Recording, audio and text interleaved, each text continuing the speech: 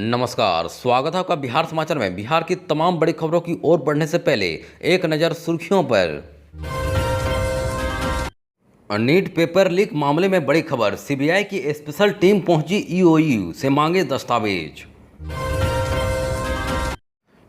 पुल गिरे, भ्रष्टाचार के गुल खिले, यह एक्ट ऑफ गॉड है। नीतीश और पीएम मोदी पर तेजस्वी का तीखा तंज। और सेमुतुल्ला आवासीय विद्यालय का एडमिट कार्ड जारी, जानिए कैसे करें डाउनलोड। अब बिहार में मॉनसून पकड़ रहा रफ्तार, इन जिलों में बारिश का ऑरेंज अलर्ट, लू की चपेट में अब भी 6 जिले। अगर आप चैनल में नए हैं तो आपसे छोटी सी अनुरोध है कि चैनल को सब्सक्राइब जरूर कर दें। अब चले बढ़ते बिहार की तमाम बड़ी खबरों की ओर विस्तार से। नीट यूजी एग्जाम 2024 में पेपर लीक समेत दूसरी गड़बड़ियों की जांच के लिए सीबीआई ने तत्काल एक्शन शुरू कर दिया है। शनिवार की रात केंद्र सरकार ने इस मामले की जांच सीबीआई को सौंपी थी। रविवार को सीबीआई ने केस दर्ज किया और जांच के लिए 2 खास टीम का गठन किया। इनमें से एक टीम पटना पहुंच गई है। और बता दें कि सीबीआई सूत्रों से मिल रही जानकारी के मुताबिक नीट पेपर लीक की जांच के लिए सीबीआई अधिकारियों का दल रविवार की शाम पहुंच गया। सीबीआई की टीम ने बिहार के ईओयू से संपर्क साधा है। ईओयू ने नीट पेपर लीक से संबंधित कागजातों और अब तक हुई जांच रिपोर्ट मांगी है। सीबीआई की टीम सारे कागजातों की तहकीकात के बाद अपनी कार्रवाई शुरू करेगी। इससे पहले सीबीआई की ओर से जारी प्रेस विज्ञप्ति में पूरे मामले की जानकारी दी गई। इसमें कहा गया कि सीबीआई ने भारत सरकार के उच्च शिक्षा निदेशक की लिखित शिकायत के आधार पर नीट परीक्षा में गड़बड़ी से संबंधित एक आपराधिक मामला दर्ज किया है। वहीं एफआईआर में आरोप लगाया कि 5 मई 2024 को नीट 2024 परीक्षा एनटीए द्वारा 571 शहरों में 4750 केंद्रों पर आयोजित कराई गई थी, जिसमें 23 लाख से अधिक उम्मीदवार शामिल हुए थे। वहीं एफआईआर में कहा गया कि नीट 2024 परीक्षा के आयोजन के दौरान कुछ राज्यों में कुछ अलग अलग घटनाएं हुई, इसलिए शिक्षा मंत्रालय ने सीबीआई से गड़बड़ी की व्यापक जांच कराने का अनुरोध किया।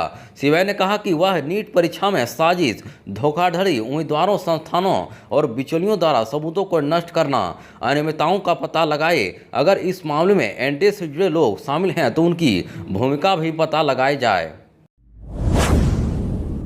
इस वक्त की बड़ी खबर है कि बिहार में लगातार ध्वस्त हो रहे पुलों को लेकर सियासत भी खूब हो रही है। बिहार में आरजेडी इसे मुद्दा बनाकर केंद्र और राज्य सरकार से जवाब मांग रही है। वहीं पूर्व डिप्टी सीएम और नेता प्रतिपक्ष तेजस्वी यादव ने एक सप्ताह के भीतर बिहार में तीसरा पुल गिरने के बाद केंद्र और राज्य सरकार पर तीखा तंज किया है। दरअसल बिहार में जब महागठबंधन की सरकार थी तो उस वक्त भागलपुर के उगमावी घाट पर निर्माणाधीन पुल का एक हिस्सा नदी में समा गया था। वहीं इस घटना को लेकर बीजेपी ने खूब हंगामा मचाया था और तत्कालीन पद मंत्री तेजस्वी यादव को इसके लिए दोषी करार दिया था। लेकिन अब बिहार सरकार बदल गई है और आरजेडी विपक्ष की भूमिका में आ गई है, जबकि उस वक्त विपक्ष की भूमिका में रहकर हंगामा करने वाले बीजेपी अब सत्ता में है। वहीं एक के बाद एक 3 पुल गिरने के बाद भी सरकार ने चुप्पी साध रखा है। एक हफ्ते में 3 पुल गिर गए, लेकिन सरकार की तरफ से इसको लेकर अब तक कोई एक्शन नहीं लिए जाने पर आरजेडी नेता तेजस्वी यादव ने हमला बोला है। वहीं 18 वर्ष के मुख्यमंत्री नीतीश कुमार और बेचारे 2 उप मुख्यमंत्री तो इन सब के बारे में जानते ही नहीं हैं। जानकर भी क्या कर लेंगे, ज़्यादा से ज़्यादा क्या होगा। और बता दें कि डबल इंजन धारी लोग कह देंगे कि पुल खुदकुशी कर रहा है या चूहे पुल को कुतर रहे हैं। इस वक्त की बड़ी खबर है कि सिमुतुल्ला आवासीय विद्यालय जमुई के कक्षा 11वीं में एडमिशन को लेकर ऑनलाइन एडमिट कार्ड जारी कर दिया गया है। वहीं इसके साथ ही एग्जाम टाइम और सेंटर की भी जानकारी दे दी गई है। वहीं इस परीक्षा में शामिल होने के बाद विद्यार्थियों को परीक्षा केंद्र पर दोपहर 1:30 बजे तक रिपोर्ट करना अनिवार्य है। दोपहर 2:30 बजे परीक्षा केंद्र का गेट बंद कर दिया जाएगा। वहीं परीक्षा 3 बजे से 5 बजे तक संचालित होगी। प्रवेश पत्र बिहार विद्यालय परीक्षा समिति की वेबसाइट पर अपलोड कर दिया गया है। वहीं इस परीक्षा में शामिल होने वाले स्टूडेंट वेबसाइट पर लॉगिन आईडी और जन्मतिथि डालकर अपना एडमिट कार्ड डाउनलोड करवा सकते हैं। किसी भी तरह की परेशानी हो तो विद्यार्थी हेल्पलाइन नंबर पर संपर्क कर सकते हैं। इस वक्त की बड़ी खबर है कि प्रदेश में मंगलवार से मानसून के प्रसार होने के आसार हैं। इसके आगे बढ़ने की परिस्थितियां धीरे धीरे अनुकूल बन रही है। बता दें कि बिहार में मानसून की बेरुखी और सूरज के तख्त तेवर से लोग अब भी उमस भरी गर्मी से परेशान हैं। प्रदेश के 1-2 जिलों में ही झमाझम बारिश हो रही है। इसके अलावा अन्य जिलों में छिटपुट बारिश दर्ज की गई। जून में अब तक सामान्य से 60% कम बारिश हुई है। वहीं सुबह में पूर्व हवा चलने के कारण नमी युक्त हवा का प्रभाव जारी है, वहीं जिस कारण उमस भरी गर्मी ने लोगों को परेशान कर रखा है। बता दें कि मौसम विभाग के अनुसार सोमवार को उत्तर बिहार के कुछ जगहों पर थंडर स्टॉर्म की गतिविधियां होने के कारण गरज और चमक के साथ हल्की बारिश के आसार हैं। वहीं दक्षिण बिहार के लोगों को उमस भरी गर्मी का सामना करना होगा, जबकि मंगलवार से बिहार में बारिश की गतिविधियां बढ़ने की उम्मीद है। वहीं रविवार को भभुआ, लखीसराय, पश्चिम चंपारण, नवादा, किशनगंज, गया, पाटना, बांका, अररिया, कटिहार, मुंगेर, जमुई, रोहतास, सीतामढ़ी जिले के 22 जगहों पर हल्की से मध्यम स्तर की बारिश हुई। इस वक्त की बड़ी खबर के नीट परीक्षा पेपर लीक का मामला पूरे देश भर में गर्म है। वहीं इसी बीच बिहार मद्य निषेध उत्पाद एवं निबंधन विभाग तथा निगरानी के अवर निरीक्षक दरोगा नियुक्ति के मुख्य लिखित परीक्षा में रविवार को मोबाइल से प्रश्न पत्र की फोटो खींचकर बाहर भेजने की कोशिश कर रहा एक अभ्यर्थी पकड़ा गया।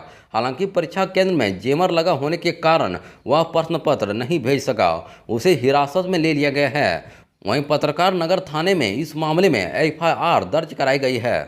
दरअसल बिहार पुलिस सेवा आयोग ने रविवार को संयुक्त मुख्य लिखित परीक्षा का आयोजन किया था। इसके लिए Patna college of commerce, arts and science college में केंद्र बनाया गया था। वहीं केंद्र के बाहर अंदर तक कदाचार मुक्त परीक्षा के लिए पुख्ता इंतजाम किए गए थे।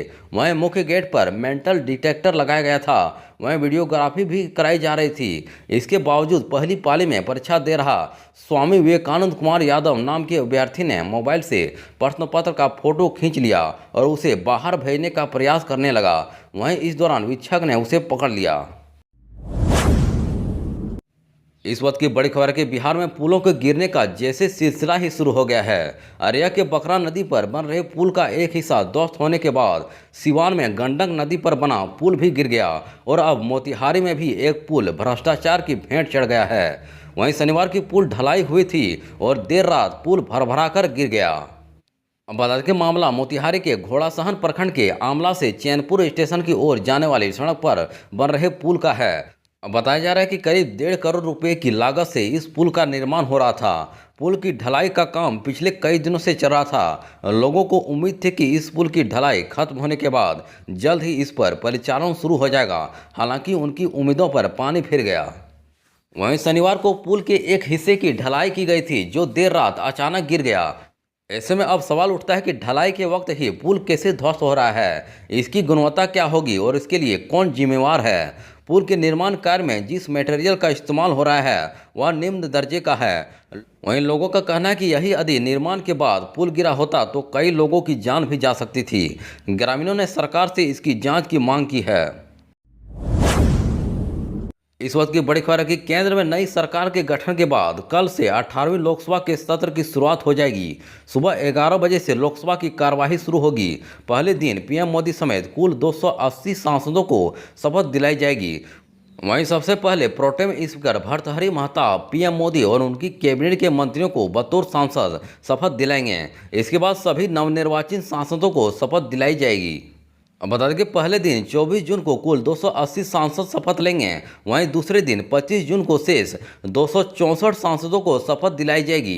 वहीं तीसरे दिन 26 जून को लोकसभा के नए स्पीकर का चुनाव होगा और जबकि 27 जून को राष्ट्रपति द्रौपदी मुर्मू संसद के दोनों सदनों की संयुक्त बैठक को संबोधित करेंगे। वहीं 28 जून को राष्ट्रपति के अभिभाषण पर सदन में चर्चा कराई जाएगी। हालांकि इस दौरान हंगामे के भी आसार हैं। वहीं नीट पेपर लीक मामले को लेकर विपक्ष सदन में सरकार को घेरने की कोशिश करेगा। वहीं राष्ट्रपति के अभिभाषण पर पीएम मोदी 2 जुलाई को लोकसभा को संबोधित करेंगे और इसके बाद 3 जुलाई को राज्यसभा में प्रधानमंत्री का संबोधन होगा। लोकसभा चुनाव के बाद राष्ट्रपति द्रौपदी मुर्मू ने ओडिशा के कटक से बीजेपी सांसद भर्तृहरि महताब को प्रोटेम स्पीकर नियुक्त किया है, जबकि स्पीकर के चुनाव तक उनकी सहायता के लिए अन्य सांसदों को भी जिम्मेवारी सौंपी गई है। अब बता दें कि लोकसभा में स्पीकर का पद बीजेपी को, जबकि डिप्टी स्पीकर का पद एनडीए के सहयोगी दलों में से किसी एक को दिए जाने की संभावना है।